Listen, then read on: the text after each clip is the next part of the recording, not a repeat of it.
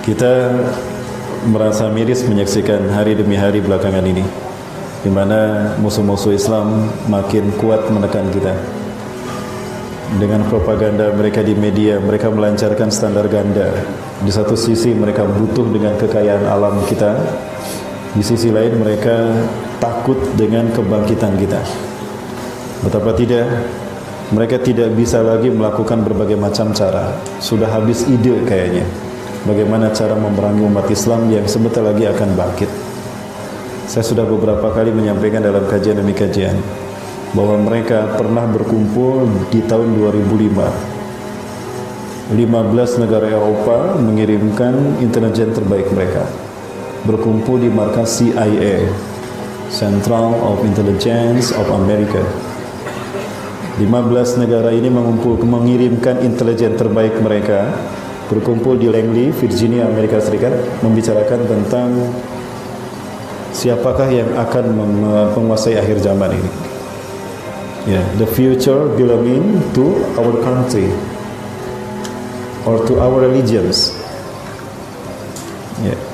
Masa depan ke depan ini mereka kayaknya akan jatuh ke orang Islam, itu kata mereka. Sehingga mereka membicarakan hal-hal penting. Salah satunya adalah, yang pertama mereka mengatakan, in 2024 we raise the new Islamic Caliphate in the world. 2024 akan bangkit kekhilafan Islam yang terbaru. Itu kata mereka, bukan kata saya. Tapi saya nggak tahu, mungkin mereka bicara ini setelah nonton video saya di YouTube. Pede. Kemudian yang kedua, mereka mengatakan, and Europe will become Muslim state. Eropa akan menjadi wilayah Islam. Serta yang ketiga, Islam will rise from the east. Islam akan bangkit dari timur.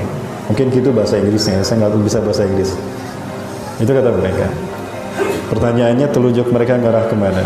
Ternyata yang mereka tunjuk Indonesia. Maka jangan salah, kita selalu ditekan habis-habisan dengan berbagai macam fitnah dan propaganda mereka. Karena mereka tahu dari sekian negara Islam yang ada di dunia, tinggal Asia yang belum Allah pilih untuk memimpin kebangkitan Islam. Dan kepemimpinan Asia ada di tangan Indonesia. Itu kenapa kita ditekan habis-habisan. Belum selesai kita difitnah dengan berbagai macam fitnahan, seperti propaganda yang meradikalisasi simbol-simbol Islam. Celana cingkrang radikal. Cadar radikal. Hijab radikal. Giliran orang yang seksi pakaiannya kayak artis, radikal. Radikal, siap panggil. Gitu ya, Masya Allah. Tapi jangan heran Bapak Ibu sekalian, jangan takut. Mereka tidak akan pernah bisa memadamkan cahaya Islam. Betul? Allah sudah menyatakan itu. A'udzubillahi minasyaitonirrajim. Yuriduna liyutfi'u nurallahi biafwahihim. Wallahu mutimmu nurihi walau karihal kafirun. Mereka ingin memadamkan cahaya Islam dengan mulut-mulut mereka. Khatamallahu ala qulubihim wa ala sam'ihim wa ala absarihim gishawatun wa lahum adzabun azim. Sudah jelas.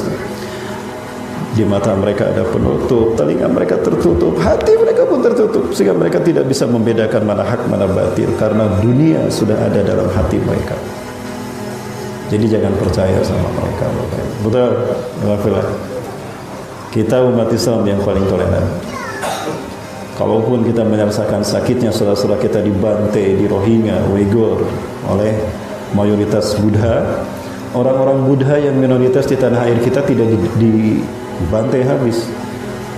Kalau kita ingin dendam bisa saja dihabisi, tapi tidak mungkin kita melakukan itu, karena mereka tidak melakukan apa-apa yang di tanah air.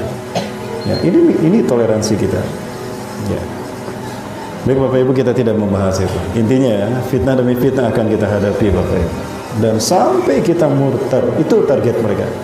Wala yazaluna yuqatilunakum hatta yaruddukum an dinikum in istatu. Mereka tidak akan pernah berhenti memerangi kalian sampai kalian murtad dari agama Islam. Baru mereka berhenti.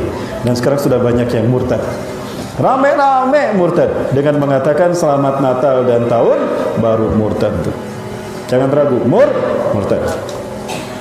Mengakui ada Tuhan selain Allah Azza wa Jalla. Murtad tidak? Nah, itu namanya syirik istiqlal, mengakui adanya Tuhan selain Allah. Ya, Allahu Akbar. Baik Bapak Ibu rahmati Allah. Fitnah demi fitnah memang akan melanda kita karena kita memang berada di zaman penuh dengan fitnah tadi, Bapak Ibu. Ya.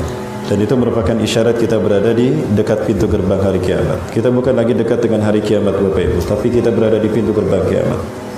Hadirnya Rasulullah SAW ini merupakan salah satu isyarat kalau kita telah berada di dekat dengan kiamat. Rasulullah SAW bersabda, "Wa'ithu ana wasaka hatain." Jarak diutusnya aku dengan kiamat seperti telunjuk dan jari tengah. Rasulullah mengisyaratkan begini 14 abad yang lalu. Ya. Jadi Rasulullah sudah menunjukkan dua itu isyarat. Hari ini kita mau mengatakan apa? Saya melipat jari tengah saya. Antara kita dengan kiamat, Masya Allah.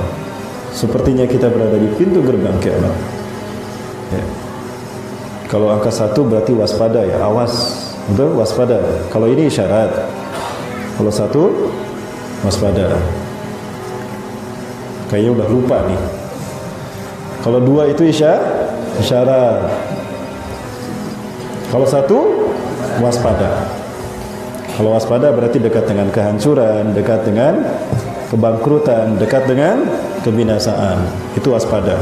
Kalau isyarat, bisa isyarat menang, bisa isyarat berjaya, bisa isyarat. Nah, Rasulullah SAW mengatakan demikian. Saya melipat jari tengah saya, Bapak Ibu, kalau kita berada di pintu gerbang kiamat. Apa yang membuat saya yakin kalau kita berada di pintu gerbang kiamat? Yang pertama, di dalam kitab Nihayah fil Fitan wal Malahim karya Al-Hafiz Imam Ibnu Katsir rahimahullah, Rasulullah SAW juga menyatakan di dalam kitab Nihayatul Alim karya Dr. Muhammad bin Abdurrahman Al-Arifi rahimahullah, hafizahullah. Ya, Rasulullah bersabda, "Baina yaday di pintu gerbang kiamat sinina khawati'atan." Di pintu gerbang kiamat akan muncul tahun-tahun penuh dengan tipu daya dan tipu muslihat. Kalau kita merasakan tahun-tahun kita penuh dengan tipu daya dan tipu muslihat, berarti pintu gerbang kiamat sudah terbuka dan kita berada di depannya. Sudah terasa belum? Halo? Kemana ini ada? Sudah terasa belum? Sudah. Di mana? Di negeri entah berantah sana. Di negeri autopilot. Betul? Di negeri autopilot. Jangan bilang di Indonesia, nanti ditangkap. Indikatornya ada 3. Yukadzabu fiha shadiq, orang yang berkata jujur didustakan, orang yang berkata benar dibohongi. Ketika yang jujur didustakan, yang benar dibohongi, wa yusaddaqu fihal kadzib, itu yang kedua. Para pendusta, para pembohong dibenarkan. Maka ketika yang dua ini terjadi, yang ketiga pasti terjadi karena ini sistem yang diciptakan begitu. Wa yu'tamanu fihal kha'in. Maka para pengkhianat satu kaum, pengkhianat satu bangsa akan memimpin bangsa dan kaum itu. Tunjukkan dari 3 hal tadi yang belum terjadi di tanah air ini. Sudah terjadi belum? Berarti kita berada di pintu gerbang kiamat, di depan pintu gerbang kiamat.